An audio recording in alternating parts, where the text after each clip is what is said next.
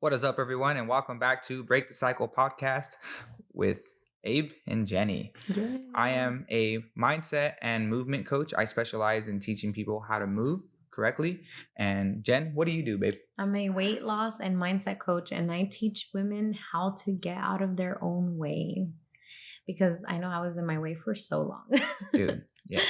But we have a fun podcast for you guys today. We wanted to talk about consistency because biggest thing that I try to combat with my girls coming into the program is the all or nothing mindset. It's like meaning I'm going to do everything perfectly. If I missed a day, then I'm quitting. I'm throwing it all out the window. And that's not how we should look at things.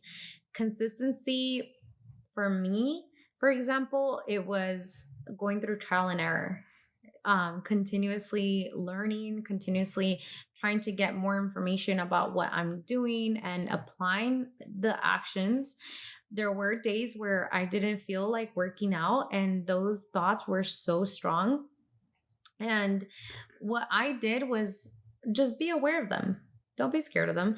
And if you don't go, that's okay. You have tomorrow. And then tomorrow you get to go again. So consistency could look like in a month, like say for example, in a month. On week 1, you go 1 day. On week 2, you go 4 days. On week 3, you go 2 days. On week 4, you go 2 days.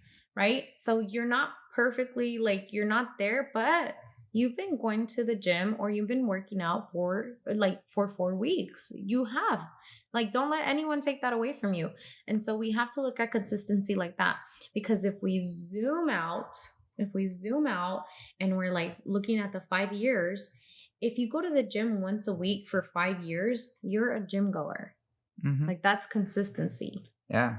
I think we all need to learn how to define consistency because I think so many people think that it's just like I need to do this back to back, and that's Mhm. not really how this shit works. It's like one step at a time, one habit at a time, and you just build off of that one habit. Like for me, I've always had a good habit of waking up in the morning, and this is something that I developed when I was in high school because I did ROTC, and in ROTC, like the physical fitness team, we have to be there at like 5 in the morning. So I'd be up at 4, and so then that transferred over with me to when I went to the military, and I kept that. But when I got out, I noticed that I started waking up late and I stopped doing that. And I realized, like, dude, like, just like, what was I doing differently before?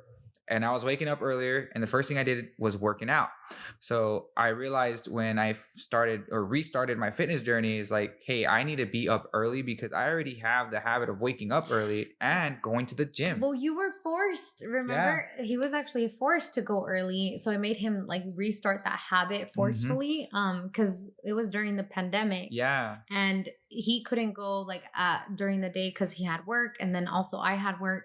And so he would only, or they made us reserve times at the gym to Yeah. go.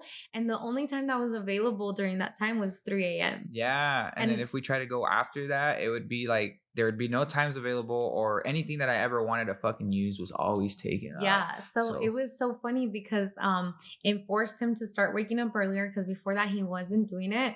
And he was getting there. It just made him get back into that habit. mhm. And yeah, that was really cool. Yeah, Like no, now forced that you. when you, yeah, it really did force me to do that. So I mean, hey, but that was one of the things that we talked about. The environment changed for me. Like, what changed? Like, a pandemic fucking happened, and then that's what forced me to wake up at 4 in the fucking morning again to start going to the gym. But So yeah, but the mindset, as you can see, it's like the mindset is like, I have to get it done one way or another. mhm, Right. And so that mindset is really good, but it's important to also give yourself grace when you can't do it. mhm. But I mean, are you not worth it to make an honest effort towards yourself for your goals?